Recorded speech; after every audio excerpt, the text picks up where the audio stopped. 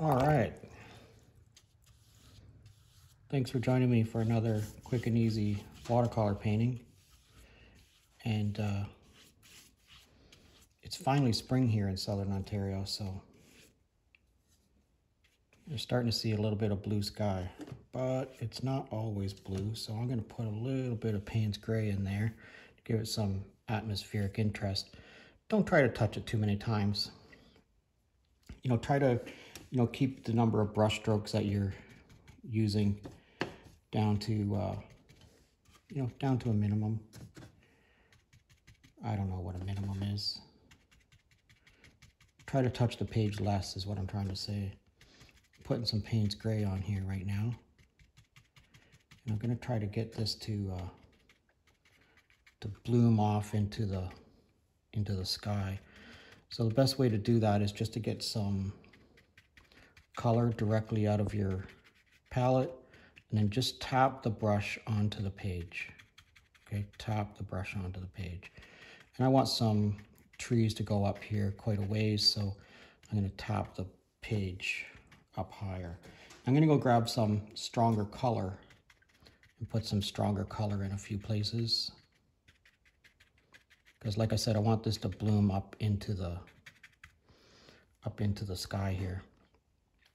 Now, while I have this Payne's gray on my brush, I'm just going to make a line across there like that.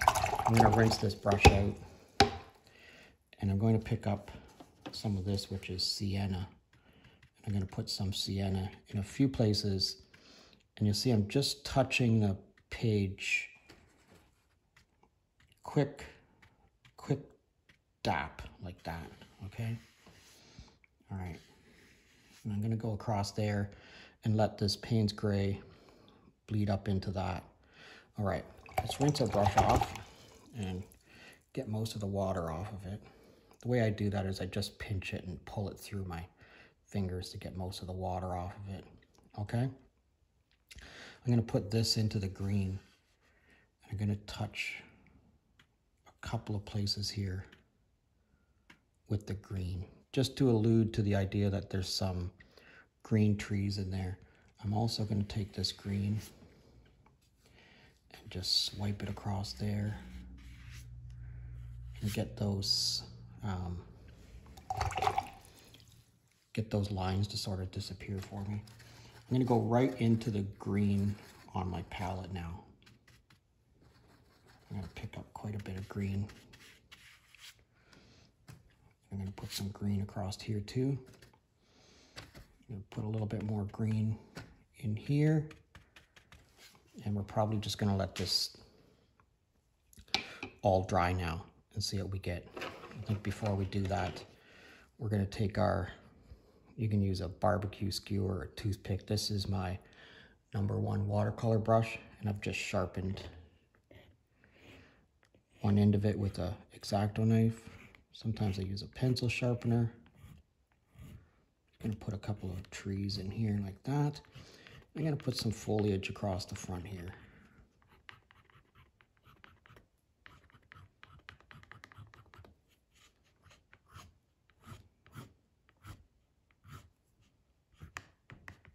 And I'm going to put a little bit of stippling, a couple of dots across here like that.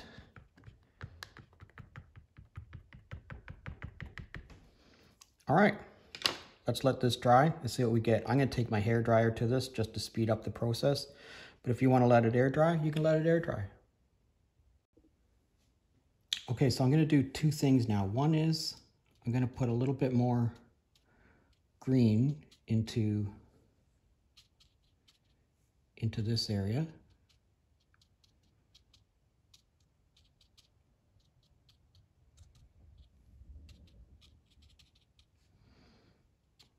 Okay, just a couple of touches here and there.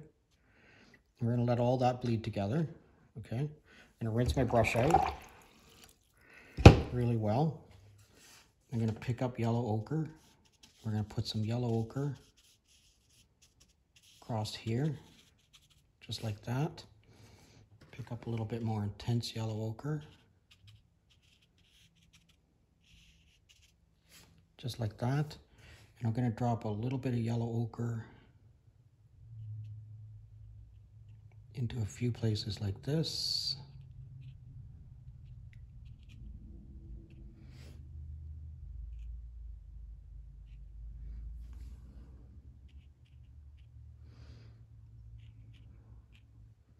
And I think that's it. We're going to let this dry. Maybe I'll pick up a little bit more intense yellow ochre and put a little bit more intense yellow ochre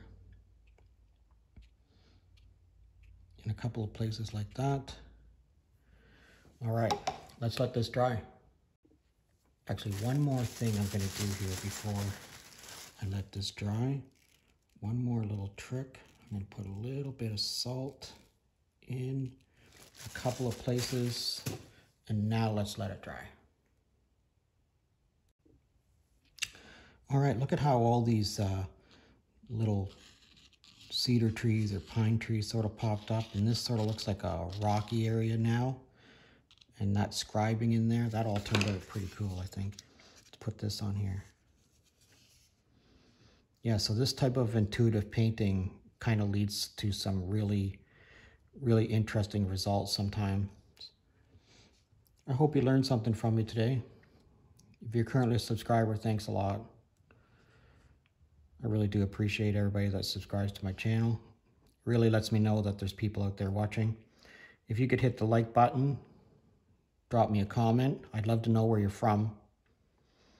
Really some interesting places. You know, I never expect people to follow me from some of the places that people follow me from. It's really super interesting to me. Anyways, I hope you have an awesome day painting. Let me know what you think of this in the comment section, and we'll talk to you again real soon.